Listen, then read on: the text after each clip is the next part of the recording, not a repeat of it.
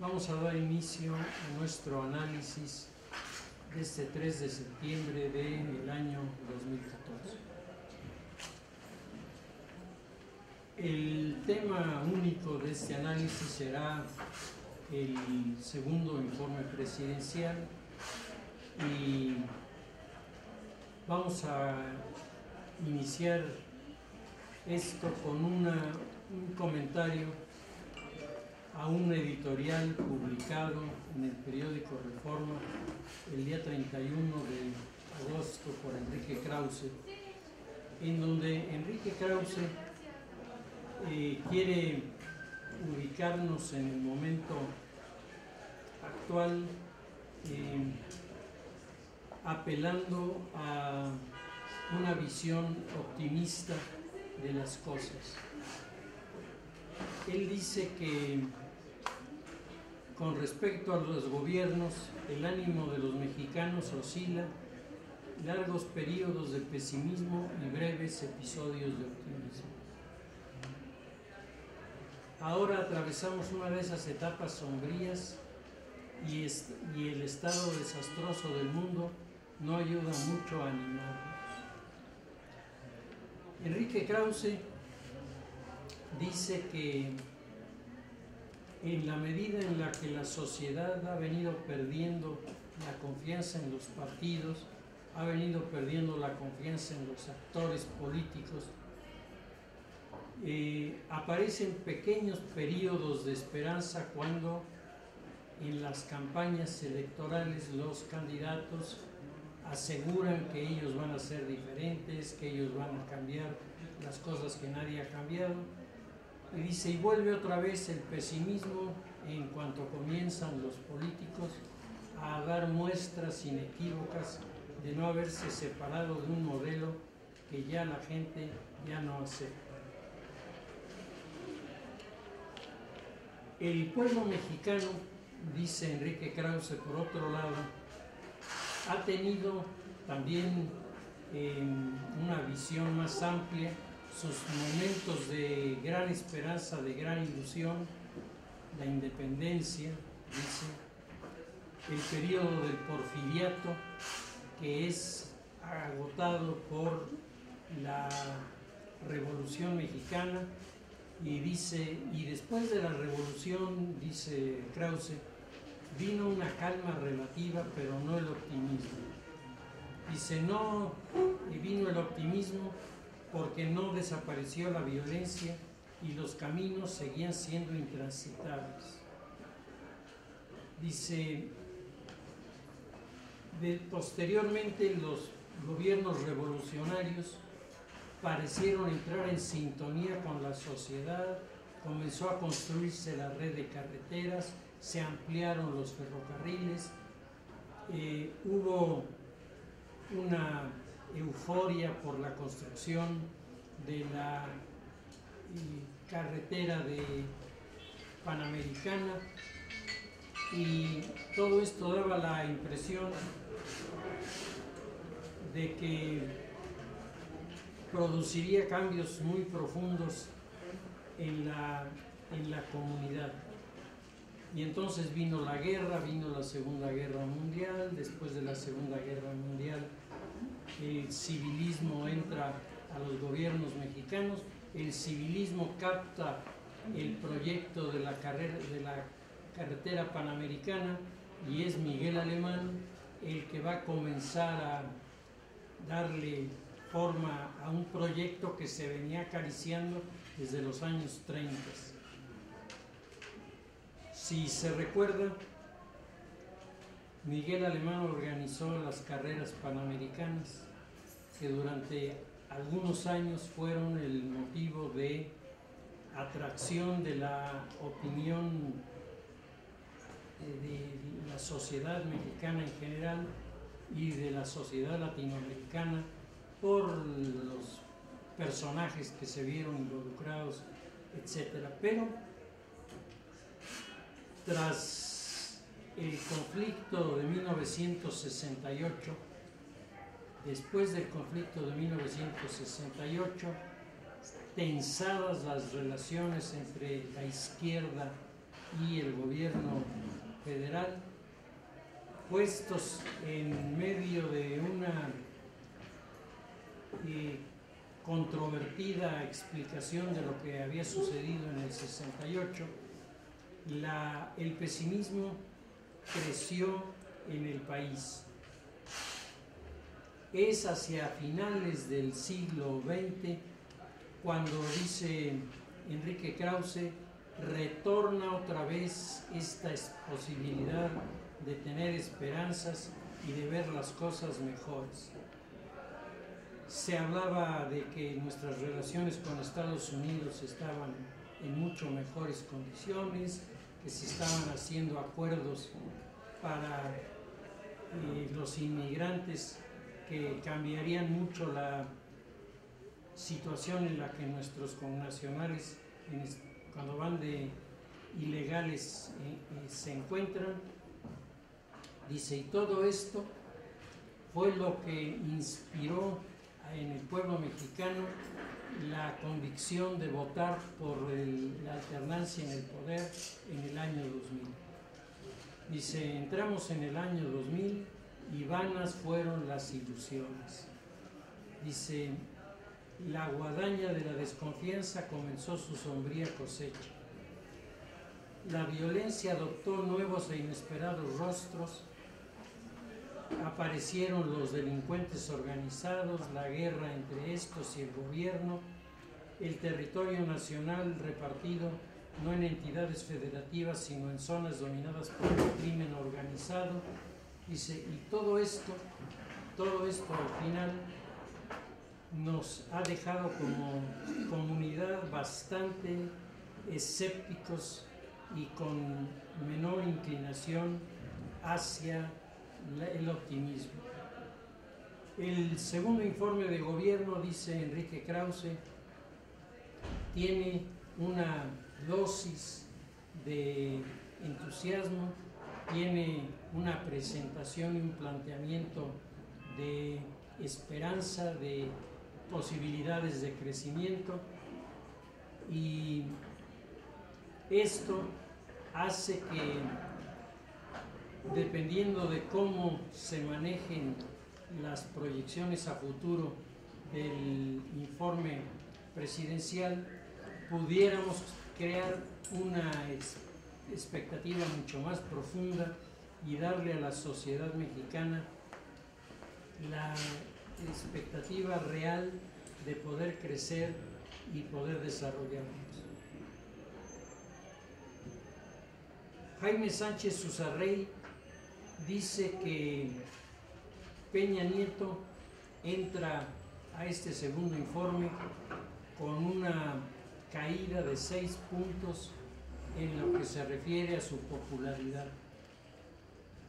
Las ideas que determinados medios estuvieron manejando en el sentido de que el presidente padecía alguna enfermedad extraña y que estaba muy deteriorado, etcétera, habían creado en la imaginación fantasiosa del mexicano la idea de que realmente teníamos un presidente que no tenía cómo enfrentar la problemática, su capacidad no le daba para eso, y que eso lo estaba enfermando y lo estaba llevando a una crisis de salud. El día de ayer yo creo que esto quedó absolutamente eliminado. De tonto el señor no tiene un pelo, y su salud se veía bastante tranquilo, con una comunicación fácil y cálida con la gente, independientemente de que también es cierto que tenía un auditorio a modo, que tenía un auditorio blandito, que no le gritó, que no le protestó,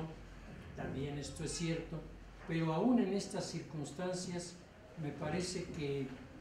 el actuar del presidente el día de ayer, su forma de manifestarse, sus explicaciones, todo esto le dejó delante de la comunidad en una situación diferente de la que había marcado la encuestadora Pew Research Center, que el 26 de agosto había hablado de que la popularidad del presidente había caído de manera importante. El presidente Peña Nieto, dice Jaime Sánchez Susarrey, tenía la necesidad de darle a su informe un orden de jerarquía de importancia, en la importancia. Entonces el presidente se aferró a lo que ha sido su propuesta desde los primeros días, a los acuerdos que se habían logrado entre las fuerzas políticas, y de los acuerdos entre las fuerzas políticas la configuración de 11 reformas constitucionales significativas que iban a ser como el argumento fundamental del éxito de este gobierno para su presentación. Y Peña manejó esto con bastante inteligencia. El equipo que elabora los discursos maneja con mucho equilibrio lo que ha conseguido la presidencia y lo que ha conseguido el gobierno. Y el gobierno supone la incorporación de las fuerzas políticas de oposición, que también están incluidas en los acuerdos. No solamente están incluidas en los acuerdos, el presidente hace un señalamiento que no lo había hecho ningún otro presidente en nuestro país, hacerlas ante todos los presentes, poner en su conocimiento que están ahí el presidente de la Cámara de Diputados, el presidente de la Cámara de Senadores, y que la presencia de ellos dos, que son representantes de la izquierda, habla de la vocación democrática de nuestro país. Me parece que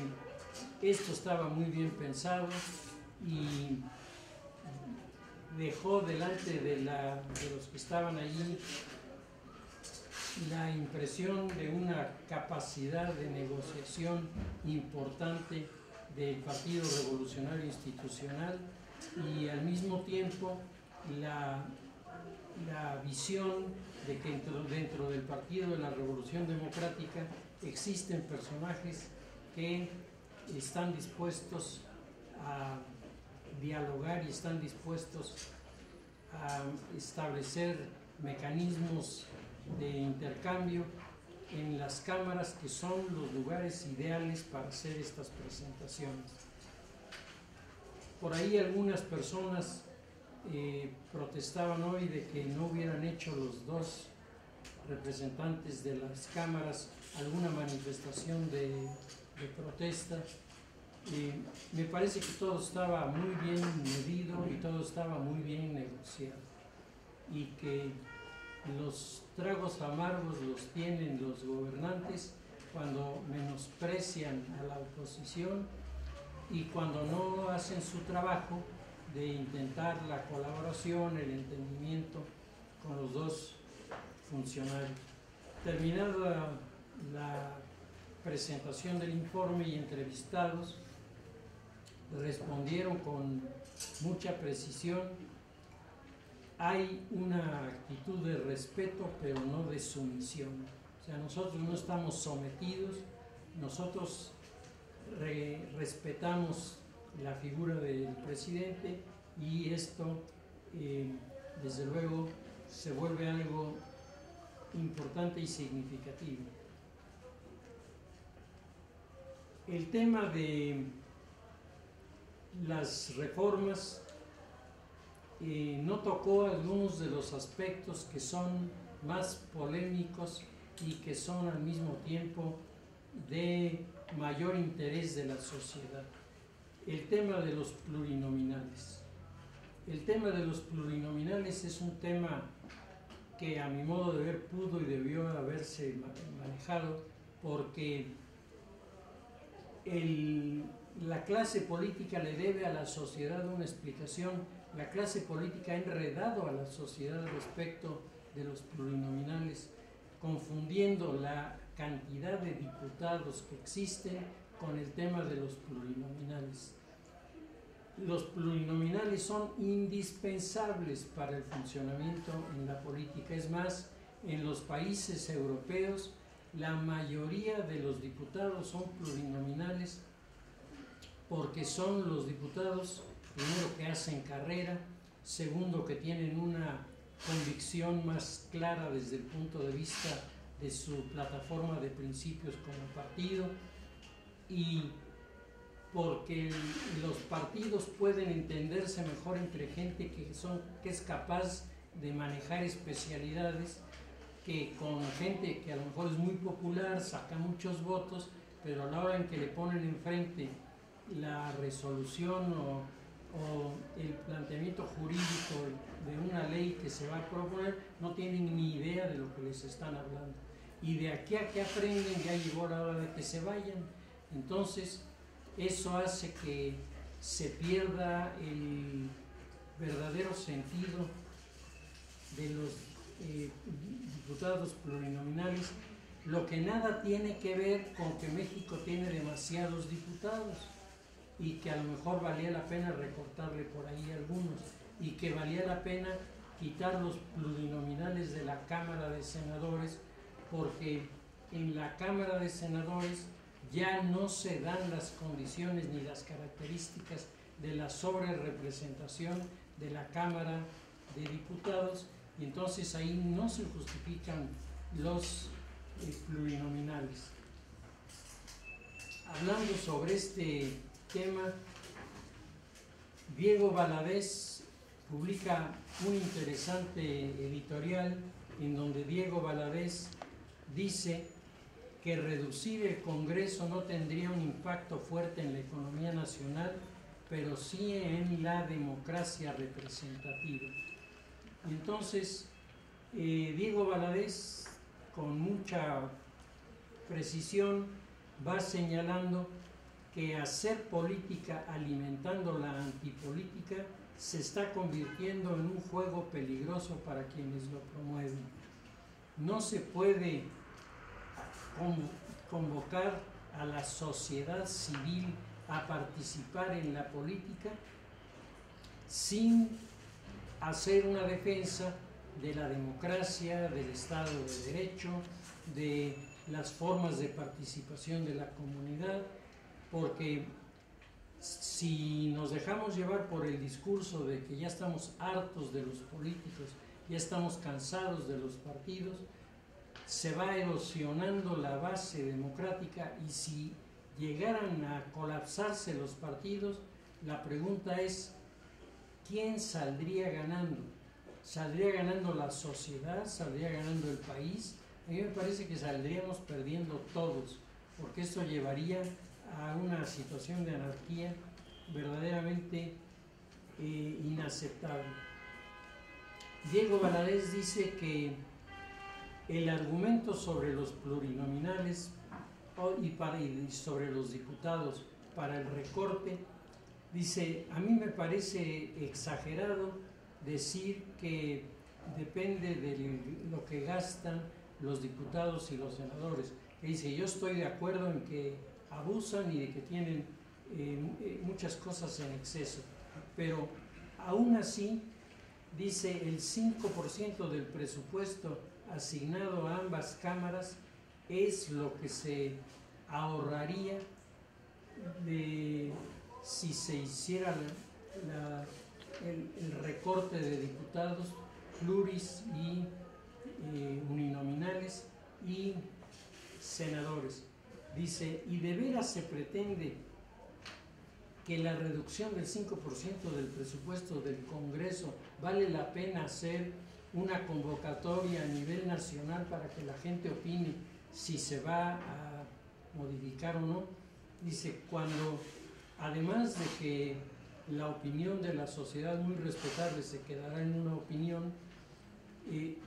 tendrían que ser los diputados, tendrían que ser los senadores los que se propusieran en las sesiones de las cámaras tocar el tema y resolverlo. Eso, y no lo van a resolver por la vía de recortar el presupuesto, sino se debe recortar por la vía de la capacitación, de las posibilidades de crecimiento y desarrollo de los personajes que conforman las cámaras, porque ellos son los que al final de cuentas nos están representando. Dice Diego Valadez: será contraproducente convencer a los electores que los elegidos son unos inútiles, porque entonces las elecciones resulta que también sobran. Una vez que la sociedad haga suya la versión de que sus representantes se estorban, se pondrá en duda la pertinencia del sistema representativo. Dice, y esto es patear la democracia en lugar de afirmar la democracia. Dice, los pilares de toda democracia representativa son los partidos, los congresos y los sistemas electorales. Si no nos gustan como están, pues vamos a hacerlos mejores, pero sin desacreditar a las instituciones. Se pueden desbloquear la lista de candidatos de representación proporcional para que los ciudadanos seleccionen con libertad a quienes realmente convenzan. La contrarreforma política, dice Diego Valadez, nos regresaría a la subrepresentación de las minorías que existía en México hasta 1977, cuando México tenía 66 millones de habitantes. Volver a aquellos niveles en un país que alcanzará pronto los 125 millones sería una mutilación de la democracia. Espero que lo piensen dos veces y que la sensatez prevalezca. Siempre la lectura de personas que manejan con fluidez y con claridad los planteamientos políticos me parece que nos ayuda muchísimo en el desarrollo de las interpretaciones. Se critica por parte de varios de los analistas hoy el tema de cómo se tocó la presencia de los mexicanos tras la frontera de los Estados Unidos. Y entonces se hace referencia a que Peña Nieto se ha identificado con estos grupos diciendo, este es el otro México. Dice, este otro México, dice Jorge Ramos Ábalos, representa cerca de 12 millones de personas, una tercera parte de la población de California. Dice, Peña Nieto se quedó corto. El otro México que vive en Estados Unidos está en la zona de Pilsen, en Chicago, en los campos de jitomate de Homestead y Carolina del Norte, y en la comunidad poblana de Nueva York y en toda la frontera con Texas. En Estados Unidos hay más de 33 millones de mexicanos o personas de origen mexicano, dice el Pew Research Center. La verdad es que los gobiernos de los Estados Unidos, después del 11 de noviembre, desaparecieron de su agenda la relación con el mundo latinoamericano. Esto es un hecho. Y todavía a Vicente Fox le tocó, si ustedes recuerdan, hablar con Jorge Castañeda el tema. Castañeda se refería a la enchilada completa, a la media enchilada, y esta fue la última vez en que realmente el gobierno norteamericano tomó seriamente en cuenta la existencia de Latinoamérica y comenzó a proponer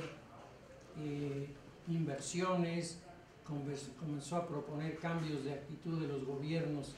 con los inmigrantes, etc. Viene el 11 de septiembre y dice Jorge Ramos Ábalos, nuestros proyectos fueron a parar al cesto de la basura o fueron a parar a las gavetas de los funcionarios nunca nadie más se preocuparía en serio por el tema. Todavía en una de las últimas giras de Barack Obama ha hecho una reunión en África con los representantes de los gobiernos que están tratando de crear en el África negra alternativas para que los jóvenes puedan estudiar carreras universitarias y tener en dónde practicar lo que aprenden en las instituciones. Y dice Andrés Oppenheimer, ¿por qué África sí y América Latina no? Dice, porque lo mismo que se está proponiendo para el África debería proponerse para Latinoamérica, que está más vinculada a los Estados Unidos, y Estados Unidos tiene más obligaciones con ellos. No se trata de que no ayuden a los africanos, qué bueno que los africanos tengan ahí un punto de apoyo frente a tantos problemas que tienen, pero Barack Obama no es un presidente de alguno de los países europeos vinculados al África, sino es el presidente de los Estados Unidos, cuyo papel en los últimos años se ha ido desvaneciendo, y en este momento resultaría importante que surgiera como una potencia productiva, con capacidad negociadora, que a los primeros que tomen en cuenta pues es a sus vecinos que están al sur. La situación indiscutiblemente se presta a toda una polémica. Hay desde los que piensan que la postura de México debería ser mucho más de confrontación con el gobierno norteamericano. Yo no creo que esto resolviera mayormente los problemas, pero para la línea del tradicionalismo nacionalista, en la versión más radical, pues el mexicano, en la medida en la que oye hablar de los Estados Unidos, debe buscar a su bandera en qué envolverse y azotea de qué tirarse, porque todo lo que viene de allá es malo. Entonces, esta visión que tienen algunos, dice Jorge Ramos Ábalos, no ayuda. Lo que ayudaría es realmente crear canales de comunicación con la población que está en Estados Unidos de origen mexicano, y que el problema más grave que está presentando es una cada vez más importante corriente de mexicanos en Estados Unidos que se desentienden de sus familias, se desentienden de sus poblaciones de las que salieron, se desentienden de México y forman incluso familias nuevas allá, se integran o se insertan en la sociedad norteamericana y luego ya no quieren saber absolutamente nada de nuestro país. El tema de los inmigrantes es un tema que ha sido planteado varias veces por los gobiernos mexicanos y no ha sido sostenido por el gobierno de los Estados Unidos, que piensa que sus prioridades en este momento apuntan en otro sentido. La siguiente reflexión sobre el informe, me parece que René Delgado dice que el segundo informe de gobierno tiene varias características que tradicionalmente se van sumando para que los presidentes vayan consolidando su personalidad. Hace referencia al libro de Daniel Cosío Villegas sobre el sistema político mexicano, donde Daniel Cosío Villegas dice que el presidente entre el primero y segundo año lo que está haciendo es estableciendo acuerdos con los grupos que han gobernado para que lo dejen gobernar, está poniendo las condiciones a la oposición para que pueda participar, pero no se vuelva un estorbo para lo que va a proponer el partido en el poder. Es decir, el presidente los 2 primeros años de su gobierno va adquiriendo poco a poco el poder, aunque teóricamente la banda presidencial le daría la autoridad plena. La experiencia histórica nos enseña que los presidentes se van consolidando con los informes presidenciales, y al terminar el segundo informe presidencial, dice Daniel Cosío Villegas, el presidente por primera vez va a aparecer ante la comunidad de los ciudadanos con todas sus características, porque en ese momento está tomando la estafeta del poder, se está olvidando de los que estuvieron antes, y a partir de ese momento hasta el 5º año de gobierno solo la figura del presidente es la que en el viejo sistema presidencialista era la que contaba. Hoy, si no es la única que cuenta, la figura del presidente sí tiene un valor significativo, y sobre todo, dice René Delgado, Peña Nieto tendrá que demostrar su estilo de gobernante. Al margen de su efecto en la estructura del país, la conclusión a nivel legislativo de las reformas nos hablan de un estilo personal del presidente Peña Nieto. La voluntad de darle marco jurídico a su proyecto, sin duda, limitó más de un aspecto lo que en el historiador Daniel Cosío Villegas se definía como el estilo personal de gobernar. El jefe del Ejecutivo se guardó al respaldo de la oposición, y es evidente que muchos asuntos graves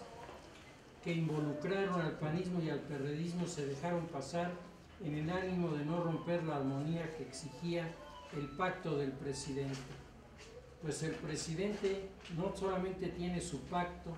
el presidente tiene 11 reformas constitucionales en la mano.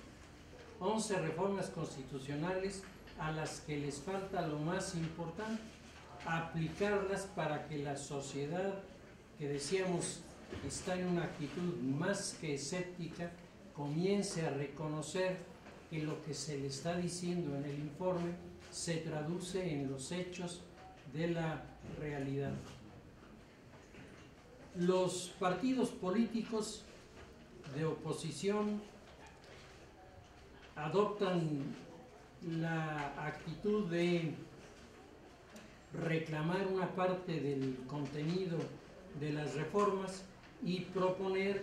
algunas alternativas para tener una reforma política y una reforma energética, etcétera, que vayan más a tono con lo que el país necesita. Entonces, el Partido de la Revolución Democrática, que es el que tiene la actitud más negativa, dice primero que los documentos que el presidente presenta como su segundo informe de gobierno, dice, lo que deberíamos celebrar en la presentación es la rendición de cuentas de un poder de la Unión frente a otro, pero no es así. Hoy es el día de la rendición del poder legislativo ante el Ejecutivo. Entonces, para el Partido de la Revolución Democrática, en expresión de Dolores Padierna Luna, que es la que hace estas declaraciones, resulta que el legislativo se rinde ante el ejecutivo en este momento. El presidente de la República optó por el monólogo y el oropel de la pantalla, donde ni ve ni oye a sus críticos. El grupo en el poder ha concluido su ciclo reformador, como ellos le llaman, al aprobarse en el Congreso sus 11 reformas. Y dice, ante cada palabra del gobierno están los hechos. Una economía estancada, lo que el presidente reconoció, esto ha ocurrido en las últimas décadas. Una corrupción galopante, tema que no se tocó y que es un tema capital, el tema de la corrupción, y una inseguridad creciente. Es decir, el PRD reclama que las afirmaciones presidenciales en el sentido de que la criminalidad ha disminuido de manera considerable y su omisión a tocar el tema de la corrupción, pues dejan ahí este espacio para que los periodistas reclamen. ¿Dónde están los empleos que crearía la reforma laboral? El presidente ha explicado cómo la dinámica de los movimientos internacionales en la economía ha generado una parálisis de las economías dependientes de Estados Unidos, y esto nos ha tocado a nosotros. Se habla de la reforma educativa, que no es un cambio para mejorar la educación, sino una operación para restaurar el poder presidencial. Y aquí se puede apreciar cómo los grupos de la línea más radical del PRD pues son los que han estado detrás de la CENTE y detrás de los grupos que critican la reforma educativa, porque la reforma educativa supone un inicio de desarrollo con la imposición de unas pruebas a los maestros para saber cómo se colocan en sus conocimientos respecto del mundo moderno, y después se supone el gobierno les dará cursos de actualización para que los maestros al final de los cursos queden en posibilidades de aportar algo a sus alumnos. Y el perredismo, como la CENTE, se oponen a este tipo de pruebas porque según ellos es ofensivo para los maestros. Y yo creo que la pregunta que todos nos hacemos es ¿cómo nos vamos a enterar cuál es el nivel de educación que puede dar el magisterio si los maestros no nos dicen qué es lo que saben, cómo lo manejan, qué cosas enseñan, para poder tener una idea entonces de lo que esto ha sido? En el estado de Oaxaca, como yo creo que todos conocen, se están tomando decisiones para que el Congreso del Estado derogue los acuerdos que se han tomado a nivel federal, lo que es absolutamente inconstitucional y además no tiene de dónde amarrarse para tener algún sentido. Acusan a la reforma de telecomunicaciones de haber favorecido a los monopolios, de no haber resuelto los problemas más serios de esta corriente, y sin embargo en la realidad las reformas que se han hecho crean los espacios para poder negociar algunos de los puntos que se han estado debatiendo por parte incluso del PRD. Si el PRD, en lugar de manejar esto como una descalificación, no toma la iniciativa de sentarse con sus adversarios políticos, que no son sus enemigos, sino son sus adversarios, para platicar con ellos. El Partido Acción Nacional considera que lo que es importante es hacer una consulta sobre el tema de los salarios mínimos. Y el tema del salario mínimo vuelve a ser motivo de debate entre los economistas y los empresarios, porque el argumento que por lo menos yo he oído en los círculos empresariales es: díganme quién vive hoy con el salario mínimo. Sí, ¿cuántas personas en México viven con el salario mínimo? Y este salario mínimo es una referencia, digamos, estadística, pero en las empresas, personas que ganen el salario mínimo, por lo menos a mí me tocó una pregunta abierta en un encuentro de Coparmex sobre, bueno, los que tengan datos de personas que vivan con un salario mínimo, díganlo. Y la mayoría de las personas que está protestando no gana un salario mínimo, gana varios salarios mínimos. Y ahí lo que está planteando el Partido Acción Nacional, sería importante que la sociedad expresara qué es lo que entiende por salario mínimo, porque, es decir, cuál sería la cantidad que la sociedad aceptaría como un salario mínimo para tenerlo como referencia. Esto se supone que las cámaras son las que tienen que hacer estas precisiones, pero Acción Nacional dice: ¿por qué no le consultamos a la gente y oímos lo que la gente piensa? ¿Qué cree la gente que es el salario mínimo y cuánto le asignaría al salario mínimo desde su punto de vista para resolver los problemas de una familia? El escenario del Partido Acción Nacional apunta también en señalar que hace falta abordar el tema de la corrupción, porque el tema de la corrupción ha golpeado a varios de los gobernadores y les ha dejado en evidencia, creándose así delante de la sociedad una imagen de encubrimiento de parte del gobierno federal, que a sabiendas de que en determinados estados ha habido malos manejos que han llegado hasta el escándalo. El caso de los Moreira, por ejemplo, yo creo que se ha vuelto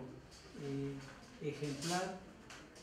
y como ellos varios más que han tenido o malas administraciones o inversiones equivocadas de los recursos, pero al final de cuentas lo que han dejado sobre la mesa no es la mejor imagen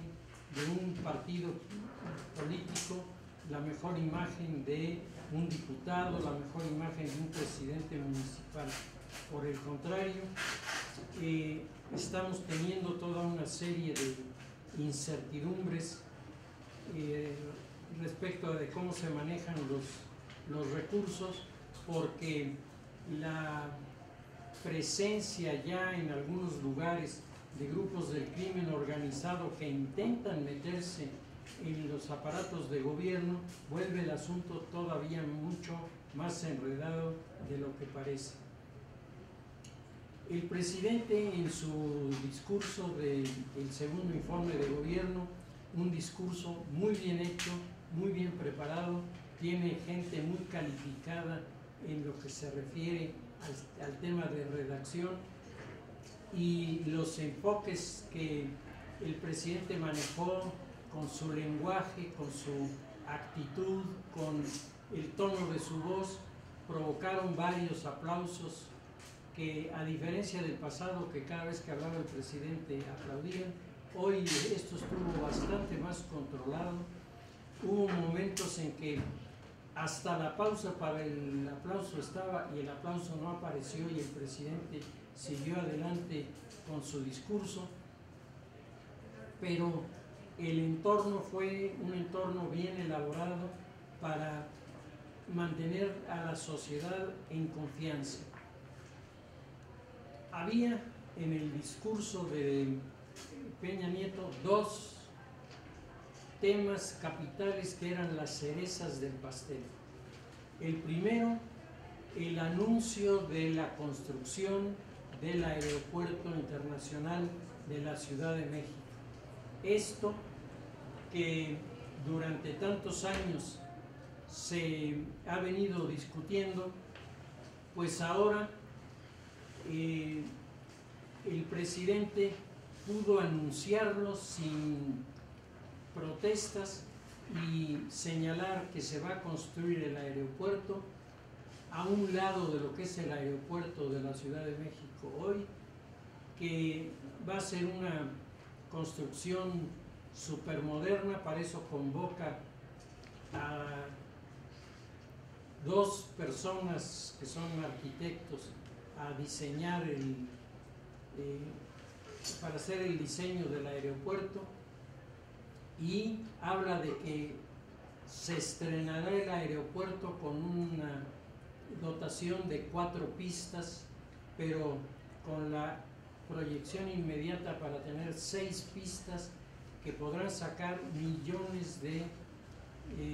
personas del país y entrar en el país con los vuelos de las diferentes líneas aéreas. Esto es sin duda uno de los objetivos de los gobiernos desde Fox, si ustedes se acuerdan, cuando el asunto de los machetes de Atenco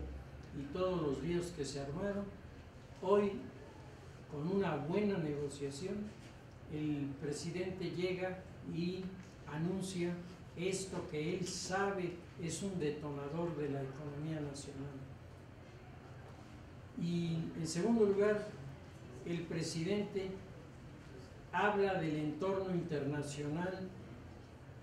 y del acercamiento de México a los países que están en el proyecto del Pacífico del Sur. Lo del proyecto del Pacífico del Sur es un proyecto en el cual se está gestando un ente nuevo en la economía latinoamericana que represente a Chile, que represente a Perú, que represente a Ecuador, que represente a Colombia, que represente a los países centroamericanos y represente a México en esta alianza que busca conformar un bloque latinoamericano nuevo, capaz de entenderse con el enorme desafío que desde China se está generando en este momento para la producción y para la distribución de los bienes. Es decir, el presidente dice que nuestro país se incorporará a los grandes movimientos de la globalización, en la comercialización y en la industrialización, y esto, dice el presidente, es un reto monumental a la sociedad mexicana. No solo es un reto muy importante al presidente y a su equipo de gobierno, es un reto muy importante a las universidades, es un reto muy importante al sector privado, es un reto muy importante a los productores del campo, porque en esta alianza económica de la que estamos hablando saldrá una configuración nueva de la economía a nivel nacional, a nivel internacional y a nivel nacional, y si las sociedades saben apostarse, las consecuencias pueden ser enormemente benéficas para nuestro país. La previsión geopolítica de la que habíamos estado ajenos durante algún tiempo, finalmente parece estar encontrando posicionamiento, y el presidente anuncia los puertos del Pacífico y los puertos del Golfo que van a ser modernizados para poder atender la gran demanda de transporte de mercancías que llegarán a nuestras costas provenientes del mundo asiático en el intercambio entre Asia y América,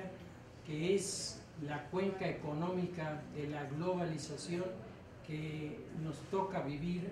a nosotros y de la cual podemos sacar provecho y podemos sacar ventaja. El presidente, decíamos, se había rodeado, y con esto terminamos, de un grupo de 1.500 personas invitadas, dentro de las cuales, si ustedes vieron las imágenes, resaltaban los diplomáticos en primera fila, algunos incluso con sus trajes propios del mundo árabe, lo que habla de la visión del presidente respecto de la reforma energética y de los nuevos enfoques del petróleo. Y por otro lado, no podemos olvidar que Venezuela está en este momento en medio de una terrible crisis provocada por las expropiaciones hechas por el gobierno a empresas que producían petróleo ligero, fundamental para la mezcla con el